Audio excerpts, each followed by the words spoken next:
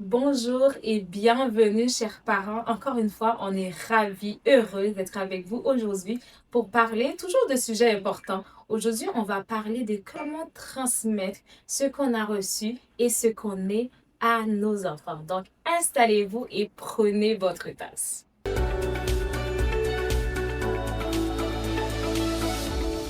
Salut Cisèle, comment vas-tu? Bonjour, je vais super bien par la grâce de Dieu. Toi, ça va? Oui, ça va bien, ça va bien, ça va bien. Donc, on est là, prête. Très prête. Prête à atterrir. On a Bah, l'impression d'être dans un long voyage. C'est ça, justement. Très prête pour enfin atterrir. En plus, tu m'as dit, est-ce que c'est le dernier ou il y a d'autres? On va se laisser filer. On va se laisser. Peut-être c'est le dernier, peut-être que le Saint-Esprit nous dira de continuer dans le même sujet. Donc, voilà.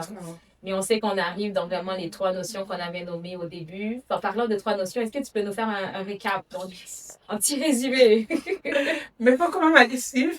Moi, je suis portée, je vais tout le temps les répéter d'ailleurs. Mais oui, je vais quand même faire un petit résumé. Dès le début, on parlait des parents, parents c'est le cœur de Dieu. Et là, on voit l'aspect d'entendre, la mise en pratique, puis la transmission. Et ensemble, on a vu qu'on était supposé entendre le Saint-Esprit. Et qu'est-ce qu'on devrait entendre du Saint-Esprit? On a vu les lois, les ordonnances, puis les commandements. On expliquait vraiment qu'au niveau des commandements, c'est pour les bien-être, pour nous, notre bien-être. C'est pourquoi que le Seigneur, il nous donne des commandements. On a aussi vu au niveau des ordonnances, c'est vraiment dans l'ensemble pour le bon fonctionnement de la famille. Et aussi au niveau de loi, on a aussi vu vraiment des choses précises qu'on doit mettre pour poser un jugement. Vraiment, c'est comme un feu rouge pour savoir nous arrêter à un moment donné. Et on a aussi parlé la dernière fois de la mise en pratique. Et vraiment, mise en pratique. Et vraiment, au niveau de la mise en pratique, on a vraiment vu l'état de notre cœur parce que c'est au niveau du cœur que l'on comprend, qu'on est supposé comprendre. Et ce qui arrive parfois, c'est que tant qu'on ne comprend pas déjà au niveau de notre cœur, c'est très difficile aussi pour la mise en pratique.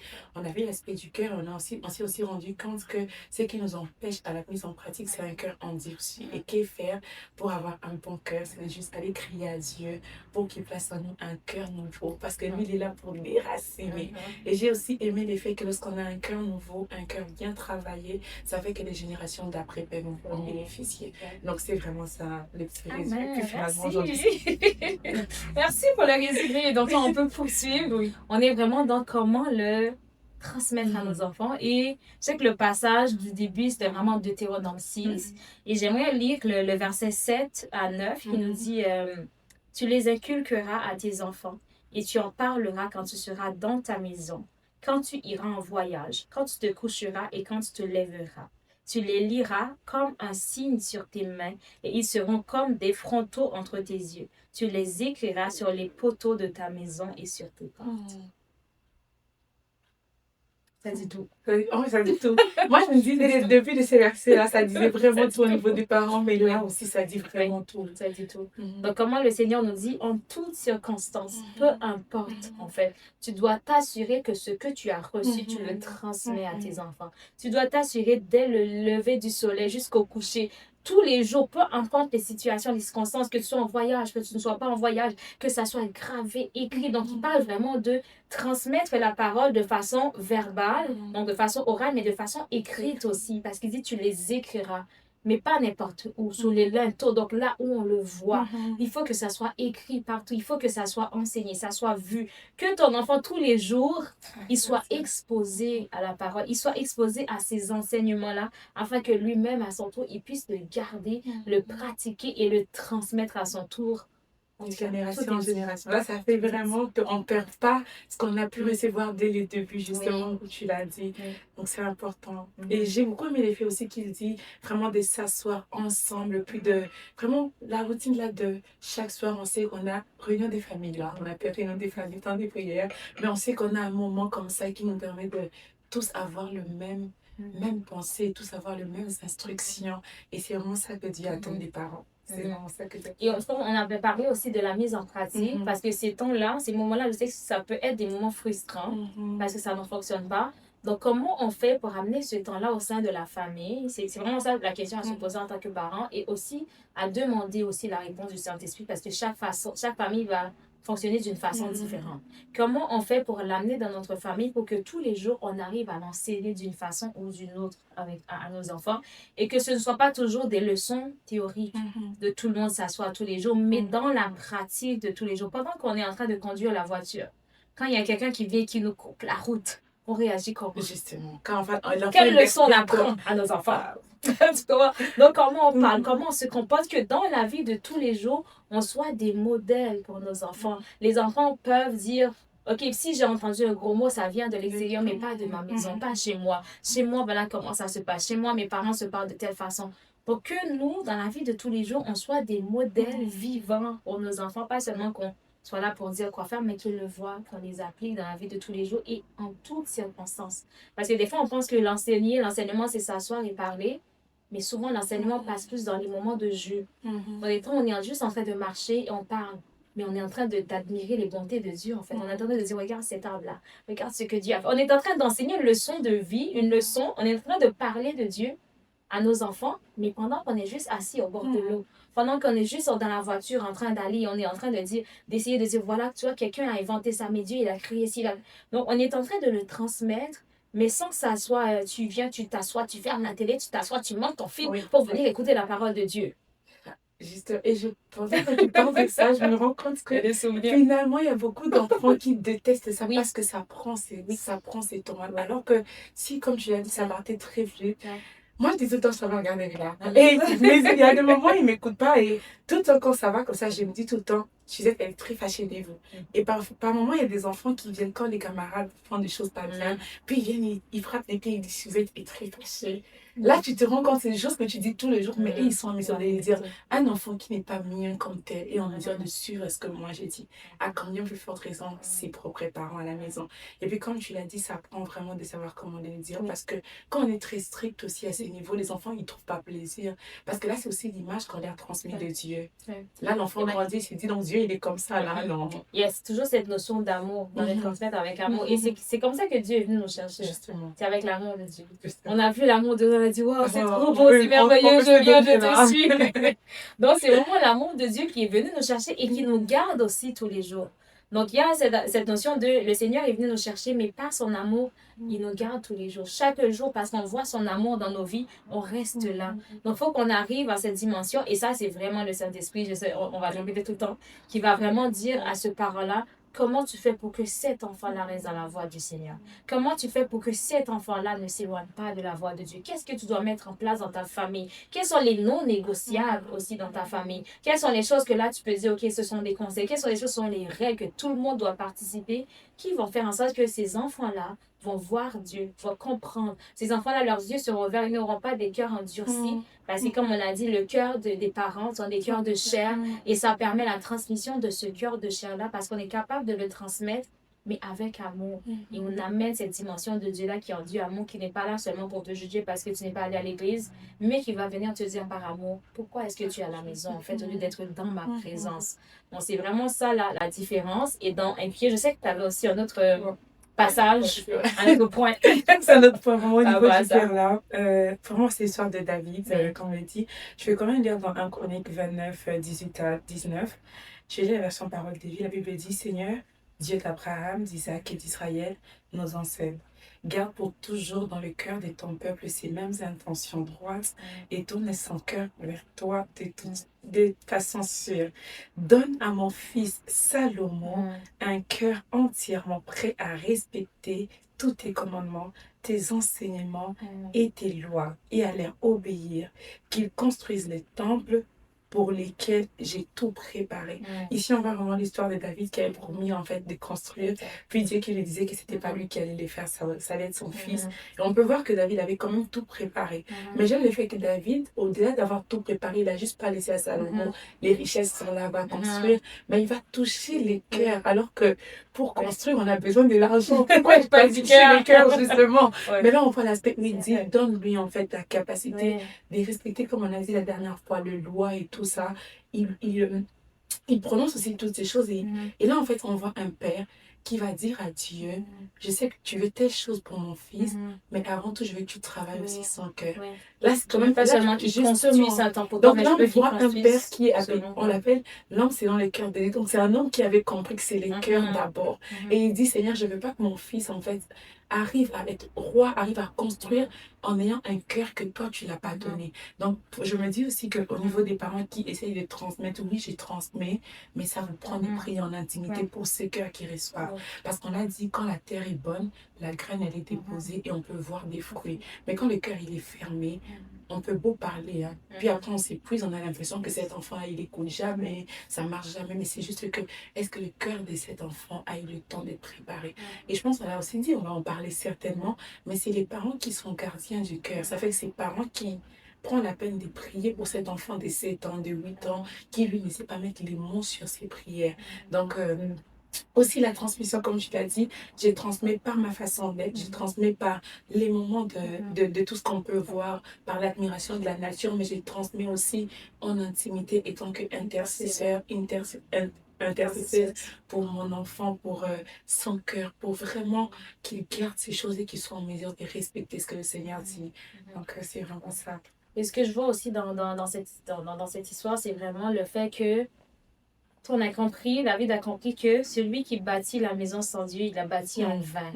Donc Salomon peut construire un temple pour Dieu en disant, voilà, j'ai construit ce temple-là pour Dieu. Versus, il a le cœur qui s'incline vers la volonté de Dieu pour construire le temple que le Dieu veut. Parce que, Seigneur, la révélation. Donc, on peut construire pour Dieu. Donc, il peut dire, ok, je construis pour Dieu. Dieu a demandé un projet, je veux le faire. Et je le fais vraiment de tout mon cœur, c'est sincère. Sauf que quand le cœur n'est pas incliné vers la volonté de Dieu, ce qu'on est en train de bâtir, on le fait pour Dieu, mais on le fait sans Dieu. Parce que pour faire quelque chose pour Dieu, il faut que Dieu nous dise exactement ce dont il a besoin. Et pour ça, il faut que notre cœur soit soumis à la volonté de Dieu. Donc, il avait compris que Salomon peut passer des années à bâtir un temple en disant c'est le temple de Dieu, mais ce temple-là, il y a juste le nom du temple de Dieu, mais Dieu n'habite pas dans ce temple-là. Pour que Dieu y habite, il faut que Dieu lui-même ait pris le temps de le construire.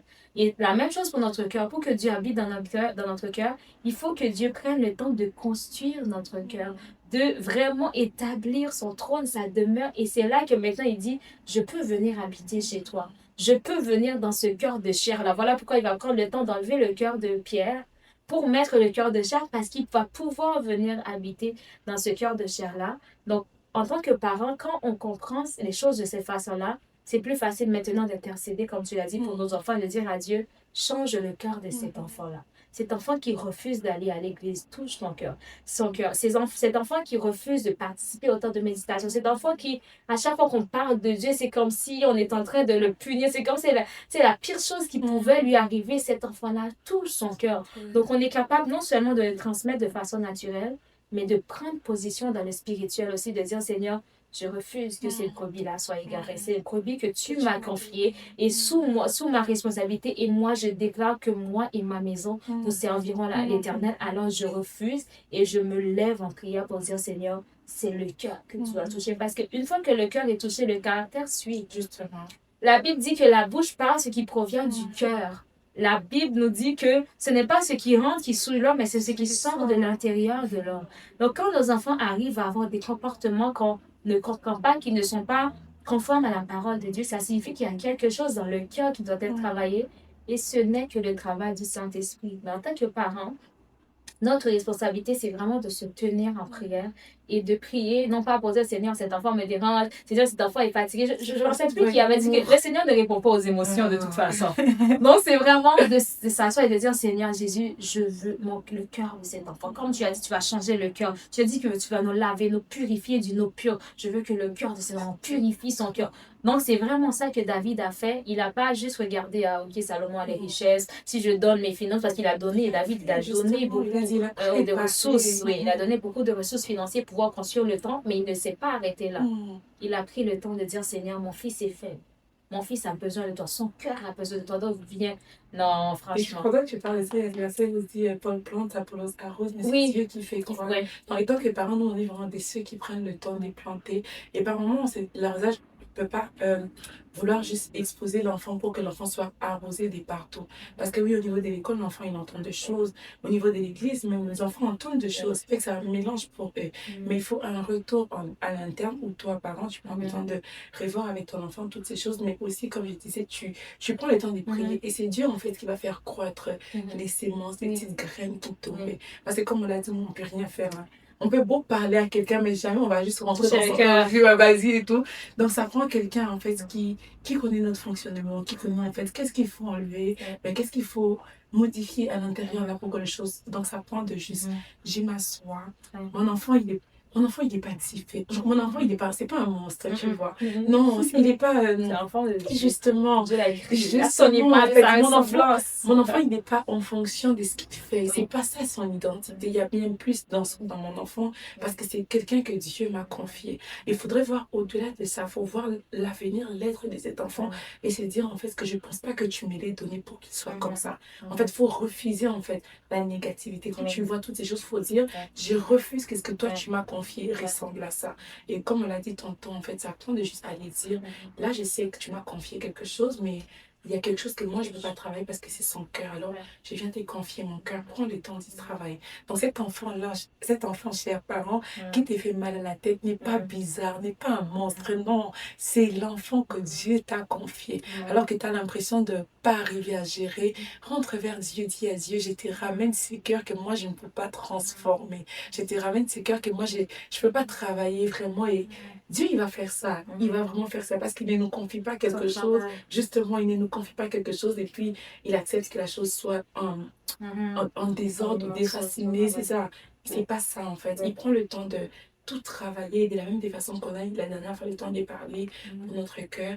Prends aussi que les parents, que nous prenons aussi le temps de préparer le cœur de nos enfants avant de leur parler, pendant qu'on leur parle, après les avoir parlé, même de dire à Dieu, j'ai posé une sémence, mais moi je ne peux pas faire croître la chose. S'il te plaît, va faire croître la chose auprès de mon enfant. Donc, là, je pense vraiment à une voiture. On peut être propriétaire d'une voiture. On a notre voiture, la voiture nous appartient. Mais à partir du moment où il y a quelque chose qui ne fonctionne pas dans la voiture, il faut l'amener au garage. Parce qu'il y a quelqu'un que son travail est là pour réparer.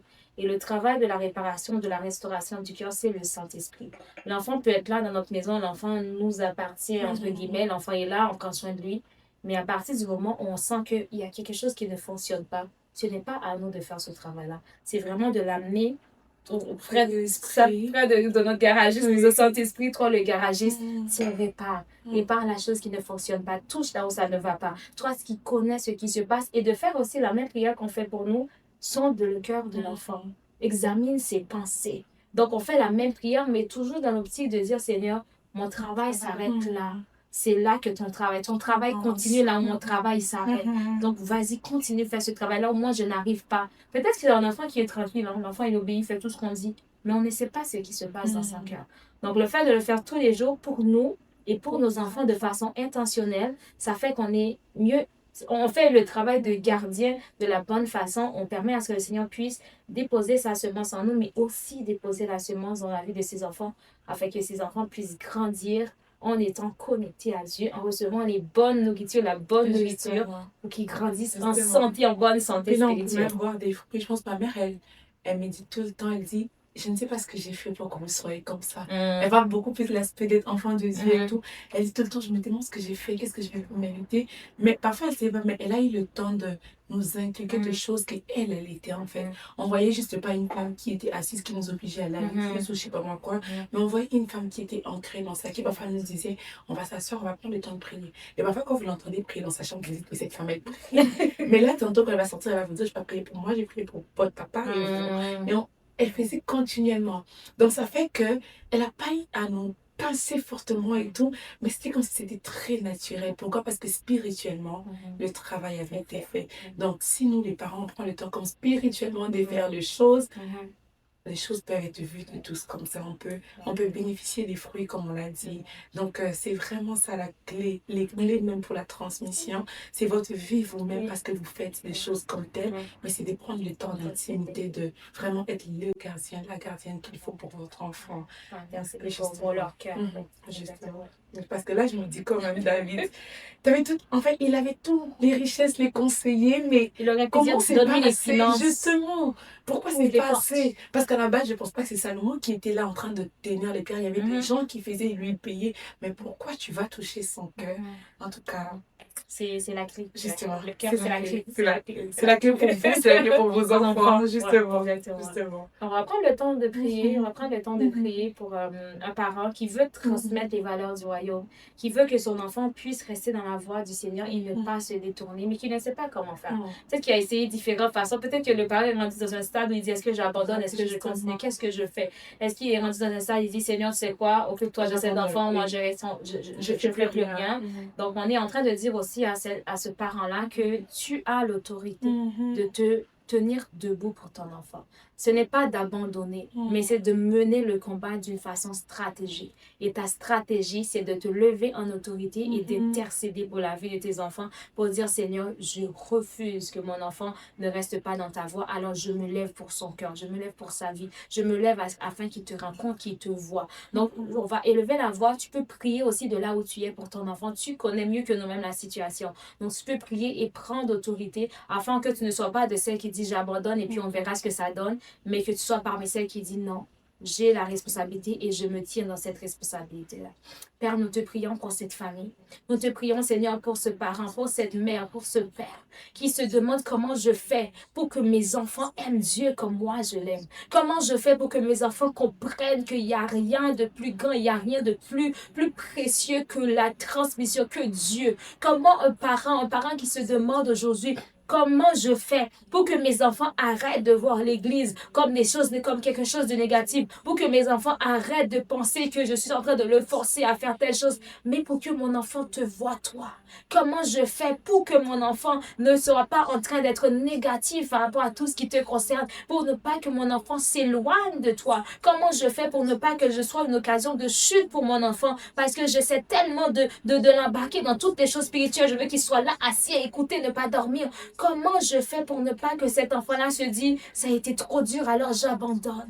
Seigneur, je te prie maintenant que tu puisses communiquer, Père, à ce père, à cette mère, la stratégie, que tu puisses communiquer la façon de faire, afin qu'il puisse l'appliquer, Seigneur, l'appliquer dans sa maison, et que chaque enfant soit sauvé. Et nous déclarons que ces enfants ne seront pas perdus. Nous déclarons, Seigneur, que ces enfants ne seront pas partie de ceux qui ont abandonné la foi, ne seront pas partie de ceux qui se sont détournés de la mauvaise voie, mais chaque enfant sera partie de ceux que toi tu appelles hommes, femmes selon ton cœur, disciples de l'Éternel, parce que tu viens et tu habites, tu touches les cœurs, là où il y avait des ténèbres, là où les cœurs étaient incrédules et fermés, Seigneur, toi tu arrives par ta puissance, Seigneur, et tu touches le cœur de chaque enfant de cette famille, Seigneur. Merci Seigneur Jésus. Merci Seigneur Jésus. Amen. Seigneur Saint-Esprit de Dieu, tantôt tu nous as dit, Seigneur Saint-Esprit, que toi tu transmettais avec amour, Père éternel. Tu veux pas que nos enfants aient une image de toi, du Dieu strict, qui ne sait pas parler avec passion, qui ne sait pas parler avec amour. Alors j'ai prié pour que tu remplisses un parent de ton amour, en fait qu'ils soient en capacité de transmettre avec amour des choses que toi tu apprends, enfin qu'ils soient en capacité de transmettre avec amour des choses que tu places dans son cœur. Merci de capaciter un parent et de donner à un parent la force de continuer à crier, non seulement pour son cœur, mais aussi pour le cœur de son enfant. Parce que là, tu nous as appris aujourd'hui, Seigneur Saint-Esprit, que l'état de notre cœur faisait tout, que l'état de notre cœur était central. Alors, Saint-Esprit de Dieu, j'ai prié dans le nom de Jésus que tu capacites un parent à crier continuellement pour son cœur, mais aussi pour le cœur de son enfant. Enfin, que des choses que tu places en nous, Seigneur Saint-Esprit, ne tombe pas dans les vides, mais que ça tombe dans des bons cœurs, pour que les gens, les autres autour de nous bénéficient du fruit, pour que les gens voient les fruits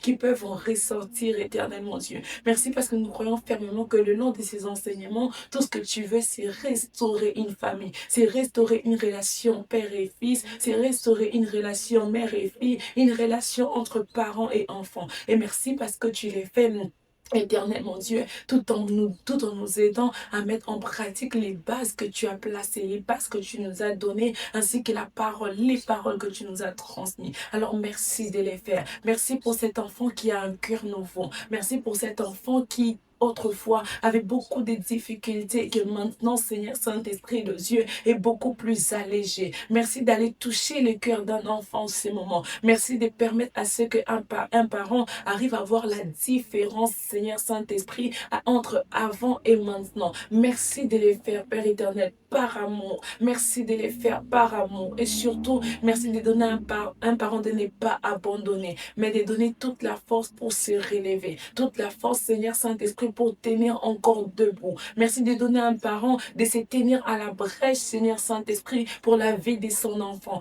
De ne pas lâcher prise, de ne pas lâcher prise, parce que tu es réellement le Dieu qui répond, le Dieu réellement qui veut nous donner des cœurs nouveaux, et le Dieu réellement qui veut nous emmener des générations de gloire en gloire. Parce que oui, Père éternel, c'est Salomon qui a construit les temples pour toi, et Salomon, Père éternel, mon Dieu, on a y à préparer son cœur, Seigneur Saint-Esprit, par son Père en prière. Et merci parce que tu donnes à un parent de préparer le cœur de son enfant pour les grâces, pour le gloire, pour les bénédictions à venir. Au nom de Jésus-Christ. Au nom de Jésus-Christ. Amen. Amen. Ne te décourage pas. Le Seigneur, il sait, il connaît la situation. Il te visite et il continue de le faire encore. Fais confiance à Dieu. Fais confiance à Dieu pour le présent et pour l'avenir de ton enfant et tu verras que ton enfant sera appelé homme, femme, selon le cœur de Dieu. Donc, sois béni et à la prochaine. À la prochaine.